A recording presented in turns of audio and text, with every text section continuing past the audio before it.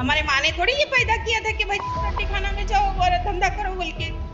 थोबड़ा band कर दूंगा, acid फेंक दूंगा, ब्लेड मार दूंगा, दादागिरी से बातें। तो पुलिस के पास कंप्लेंट करने गया, मेरे को ही अंदर डाल दिया। Whenever I had a doubt and I used to go to school to ask, they used to tell me तू पढ़ लिख के क्या करेगी, तू रंडी की बेटी है, तू रंडी बनेगी।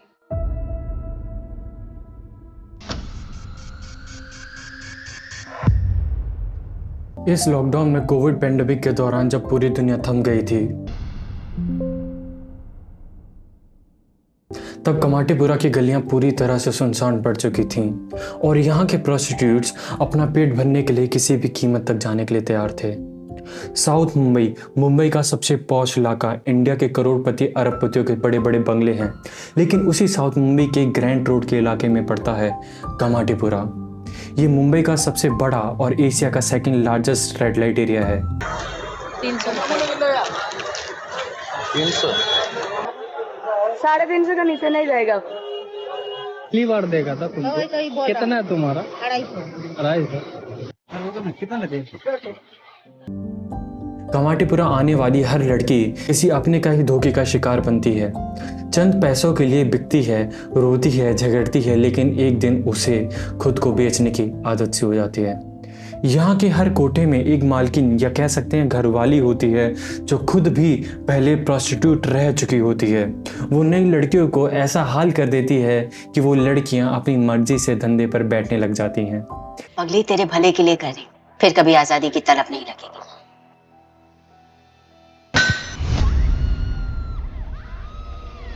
एक अमेरिकन जर्नलिस्ट ने जब कमाटीपुरा की इन गलियों में स्टिंग ऑपरेशन किया, तब पता चला कि यहाँ अगर कोई लड़की प्रोस्टिट्यूशन करने के लिए इनकार कर देती है तो उसे दिनों तक भूखा रखा जाता है, बहुत बुरी तरीके से मारा पीटा जाता है और फिर भी ना माने तो जबरदस्ती कस्टमर ऊपर बिठा दिया जाता है। वो औरत मेरा ऐसा हाथ पकड़ा था, उसका लड़की मेरा पैर पकड़ा था, वो कस्टमर मेरे पर जबरदस्ती कर रहा था।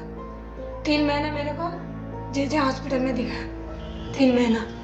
उसके बाद उसे छोटे पिंजरों में महीनों तक कैद कर दिया जाता है, जहां से सिर्फ चीखें ही निकल सकती हैं। दोस्तों, सुन के यकीन नहीं होगा कि ये इनफेमस रेड लाइट एरिया एक टाइम पर एक पॉश एलिट एरिया हुआ करता था। इसकी कहानी समझने के लिए हमें जाना पड़ेगा 1534 में, जब मुंबई का कोई अस्तित्व ही नहीं था। यहाँ सिर्फ 7 आइलैंड हुआ करते थे जो अरेबियन सी में फ्लोट हो रहे थे। 1534 में जब पोर्टुगीज यहाँ आए तो उन्होंने इस मेन लैंड का नाम रखा बॉम्बे, मतलब द गुड बे। 1661 में जब प्रिंसेस कैथरीन की शादी किंग चार्ल्स से हुई तो पोर्टुगीज ने इस आइलैंड को डावरी में ब्रिटेन को दे दिया। फिर 1784 से 1845 तक ब्रिटिश ने इन 7 आइलैंड को हॉर्नबाई विलार्ड प्रोजेक्ट के तहत जोड़कर पहली बार मुंबई बनाया। मुंबई की कंस्ट्रक्शन में ब्रिटिश को लाखों वर्कर और लेबर की ज़रूरत थी, इसलिए 1795 में तेलंगाना से बड़े पैमाने पर लेबर आए, जिन्होंने ही CSMT स्टेशन और ब्रिटिश राज की बिल्डिंग्स बनाई। तेलुगु में लेबर को कहते हैं कमाटी, इसलिए इस एरिया का नाम पड़ गया कमाटीपुरा। मिड 1800 में मुंबई एक पोर्ट सिटी होने के साथ साथ ब्रिटिश आर्मी का कंटेनमेंट एरिया भी था। और आप बिलीव नहीं करोगे कि गवर्नमेंट ने अपनी सैलरी पर यहाँ प्रोस्टिट्यूट तक हायर किए। 1860 के आसपास दुनिया भर के सेक्स वर्कर मुंबई आके रहने लगी। हर ब्रोथल में एक ब्रिटिश रेजिमेंट के लिए करीबन 12 से 15 लड़कियां अलाउड की जाती थी। ऑफिशियल एस्टिमेट के मुताबिक रेजिमेंट के 800 से 900 young Indian soldiers regular in service को यूज करते थे और रेजिमेंट का 1/4 हिस्सा डेली इन चक्लास को विजिट करता था। मतलब हर लड़की को डेली 15 से 24 सोल्जर्स सर्व करने पड़ते थे। उन लड़कियों पर 24/7 एक आर्मी गार्ड नज़र रखता था।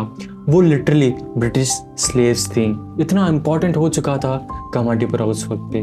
आज भी कमाटीपुरा बदनाम गली ही है दोस्तों, एशिया का second largest red light area, जहां 2000 से ज़्यादा लड़कियां काम करती हैं। उन्हें हर रोज़ मिनिमम 5 से 10 क्लाइंट अटेंड करने पड़ते हैं अपना गुजारा करने के लिए। करप्ट पॉलिटिकल सिस्टम और इंडियन एडमिनिस्ट्रेशन की वजह से आज तक कमाटीपुरा में फ्लैश ट्रेड ओपनली प्रैक्टिस होता है। सोचने वाली बात यह है कि मुंबई, जो शहर सपनों का शहर माना जाता है, वही शहर किसी और के सपने पल भर में तोड़ सकता है। शायद एक दिन जब हम इन्हें बिना फैसले के देखेंगे, तब जाके शायद कमाटीपुरा की ये गलियां भी किसी नई सुबह की तरफ देखना सीख लेंगी। तो इसी के साथ दोस्तों अगर वीडियो पसंद आए तो प्लीज़ लाइक शेयर सब्सक्राइब करिए। तब तक मिलते हैं दूसरे वीडियो में। Bye bye, take care, Radhe Radhe.